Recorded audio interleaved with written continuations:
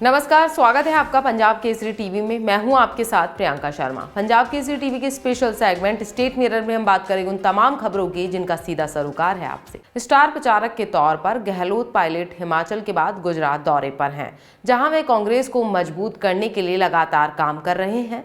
भाजपा के 27 सालों के कुशासन से त्रस्त जनता बदलाव कर कांग्रेस को लाना चाहती है। डबल इंजन की सरकार ने गुजरात में कोई काम नहीं कराया। दिल्ली का इंजन खराब हो चुका है। गुजरात में परिवर्तन की लहर है। कांग्रेस के पक्ष का माहौल है। क्या है पूरा मामला, देखिए इस रिपोर्ट में। राजस्थान में सियासी घटनाक्रम खत्म होने के बाद अब गुजरात में गहलोत पायलट विपक्ष को धराशायी करने और कांग्रेस के पक्ष में माहौल बनाने के लिए काम कर रहे हैं। ऐसा नहीं है कि पहली बार दोनों नेता गुजरात में ये कर रहे हों। इससे पहले भी वे गुजरात में कमल और झाड़ू को घेर चुके हैं। हाल ही में पूर्व डिप्टी सीएम गुजरात दौरे पर रहे, जहां उन्होंने अहमदाबाद की अमराईवाड़ी विधानसभा क्षेत्र में कांग्रेस प्रत्याशी धर्मेंद्र भाई पटेल की जनसभा को संबोधित किया और प्रत्याशी को विजयी बनाने का आह्वान किया। जनसभा को संबोधित करते हुए पायलट ने कहा, भाजपा के 27 सालों के कुशासन से जनता त्रस्त है। अब बदलाव कर कांग्रेस को लाना चाहती है। डबल इंजन की सरकार ने गुजरात में कोई काम नहीं किया। इंजन दिल्ली का खराब हो चुका है। गुजरात में परिवर्तन की लहर है। कांग्रेस के पक्ष में माहौल है। मोदी का गढ़ जीतने के लिए जहां एक और झाड़ू अपनी सफाई में लगी है, तो वहीं हाथ लोगों का हाथ थामने की कोशिश कर रहा है। तो वहीं हाथ के साथ ही गहलोत ने भी जनता को संबोधित करते हुए कहा, गुजरात की जनता परिवर्तन चाहती है। पीएम मोदी को हार का डर है, इसलिए भावनात्मक कार्ड खेल रहे हैं। लेकिन इस बार पीएम मोदी की गुजरात चुनाव में दाल नहीं गलने वाली। वे घबराए हुए हैं क्योंकि गुजरात बीजेपी के हाथ से निकल रहा है।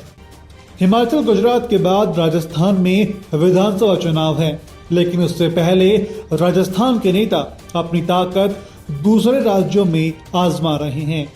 वहीं बीजेपी के राष्ट्रीय अध्यक्ष जेपी नड्डा ने सीएम गहलोत पर राज्य में बीजेपी के शासनकाल में शुरू की गई योजनाओं के नाम बदलने पर हमला बोला। नड्डा ने कहा कि राजस्थान की कांग्रेस सरकार पूर्ववर्ती भाजपा सरकार की योजनाओं के नाम बदलकर वाहवाही लूटने की कोशिश कर रही है। हमारी योजनाओं के नाम बदलने या उन्हें बंद करने से इनकी नीयत और ताकत का पता चलता है। क्या है पूरा मामला, देखिए इस रिपोर्ट में।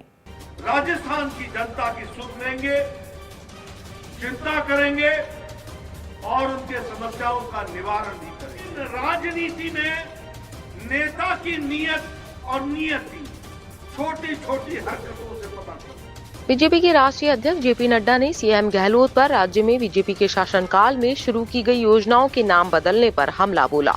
नड्डा ने कहा कि राजस्थान की कांग्रेस सरकार पूर्ववर्ती भाजपा सरकार की योजनाओं के नाम बदल कर वाहवाही लूटने की कोशिश कर रही है। हमारी योजनाओं के नाम बदलने या उन्हें बंद करने से इनकी नीयत और ताकत का साफ पता चलता है। नड्डा ने कहा कि कांग्रेस सरकार ने हमारी भामाशाह योजना का नाम बदलकर जन आधार योजना कर दिया, भामाशाह स्वास्थ्य योजना का नाम बदलकर चिरंजीवी योजना कर दिया, अन्नपूर्णा रसोई का नाम बदलकर इंदिरा रसोई कर दिया गया। इस तरह से कई योजनाओं के नाम बदल दिए गए जो बीजेपी ने शुरू की थी। नाम बदलने से ये लोग चिरंजीवी नहीं हो सकेंगे, जनता सब देख रही है। जेपी नड्डा ने आगे कहा कि सीएम गहलोत ने गुजरात जाकर बड़ी बड़ी बातें करते हैं, जबकि उन्हें राजस्थान की जनता की फिक्र ही नहीं है। यहाँ जनता उन्हें कोस रही है और वे जनता की फिक्र छोड़कर खुद की फिक्र कर रहे हैं। नड्डा ने आगे कहा कि राजस्थान भ्रष्टाचार में नंबर 1 पर है। डीजल और पेट्रोल सबसे महंगा राजस्थान में मिल रहा है। बेरोजगारी, महिलाओं पर अत्याचार, दलितों पर अत्याचार, साइबर क्राइम राजस्थान में नंबर 1 पर है। देश में सबसे ज्यादा महंगी बिजली राजस्थान में मिल रही है।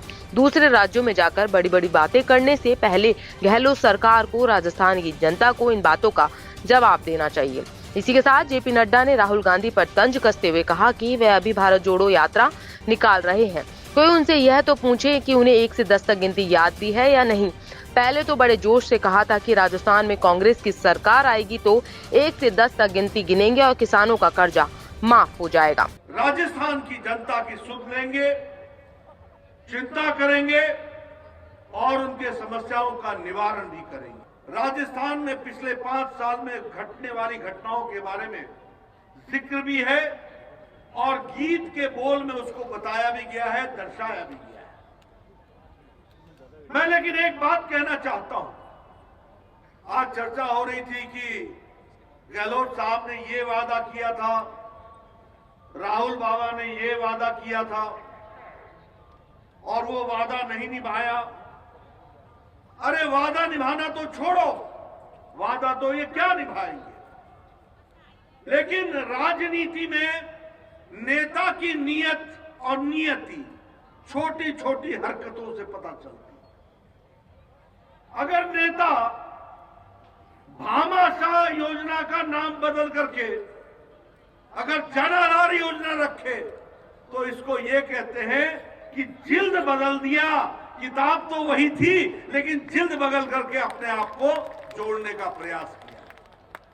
इसमें होता कुछ नहीं है, लेकिन नेता का औकात पता चल जाती है कि सोच कितनी हल्की है। कांग्रेस इस समय भारत जोड़ो यात्रा के दम पर काफी सुर्खियों में है। यात्रा की अगुवाई स्वयं राहुल गांधी कर रहे हैं। अब यात्रा राजस्थान में ही प्रवेश करने वाली है। ऐसे में शुरुआत कांग्रेस के राष्ट्रीय नेता राहुल गांधी की भारत जोड़ो यात्रा भाजपा के गढ़ से शुरू होगी। हाड़ौती को भाजपा का गढ़ माना जाता है। वसुंधरा राजे यहीं से चुनाव लड़ती हैं और 2 बार मुख्यमंत्री भी बनी हैं। गौरतलब है कि पिछले 2 चुनावों में जिले की चारों सीट पर भाजपा का कब्जा रहा है। कांग्रेस इस समय भारत जोड़ो यात्रा के दम पर काफी सुर्खियों में है। यात्रा की अगुवाई स्वयं राहुल गांधी कर रहे हैं। अब यात्रा राजस्थान में ही प्रवेश करने वाली है। ऐसे में शुरुआत कांग्रेस के राष्ट्रीय नेता राहुल गांधी की भारत जोड़ो यात्रा भाजपा के गढ़ से करेगी। हाड़ौती को भाजपा का गढ़ माना जाता रहा है। वसुंधरा राजे यहीं से चुनाव लड़ती हैं और 2 बार मुख्यमंत्री भी बन चुकी हैं। गौरतलब है कि पिछले 2 चुनावों में जिले की चारों सीटों पर भाजपा का कब्जा रहा है। पिछले 16 साल से जिले की प्रतिष्ठित झालरापाटन सीट पर पूर्व मुख्यमंत्री वसुंधरा राजे ही जीतती रही है। झालावाड़ जिले में विधानसभा चुनाव से पहले भारत जोड़ो यात्रा के कई मायने हैं। राजस्थान में प्रवेश करते ही राहुल की यात्रा का राजस्थान के लोक नृत्य कालबेलिया और हाड़ौती के बिंदोरी से स्वागत किया जाएगा। जानकारी के अनुसार पूर्व में भारत जोड़ो यात्रा का मार्ग सुसनेर, पिंडावा, बकानी, सुनील होते हुए रामगंज मंडी से कोटा की ओर प्रस्तावित था, लेकिन बाद में इस मार्ग को बदलकर झालरापाटन होते हुए झालावाड़ किया गया। इससे कयास है कि झालरापाटन में राहुल की यात्रा पार्टी के जनाधार को बढ़ा सकती है। राहुल का झालावाड़ जिले में तीसरी बार आगमन होगा। इससे पहले वे 26 दिसंबर 2016 को कांग्रेस राष्ट्रीय उपाध्यक्ष रहते आए थे। इसके बाद वे 24 अक्टूबर 2018 को विधानसभा चुनाव के दौरान सभा में आए हैं और इस बार वो यात्रा को लेकर आ रहे हैं। इन दिनों प्रदेश कांग्रेस में फिटनेस टेस्ट की चर्चा जोरों पर है। यहाँ कोई क्रिकेट की टीम के लिए टेस्ट नहीं हो रहा, बल्कि शारीरिक क्षमता में पास होना होगा राहुल गांधी के साथ चलने के लिए। जी हां, पीसीसी में इंटरव्यू का दौर जारी है। 1000 से अधिक प्रदेश यात्री चयनित होंगे।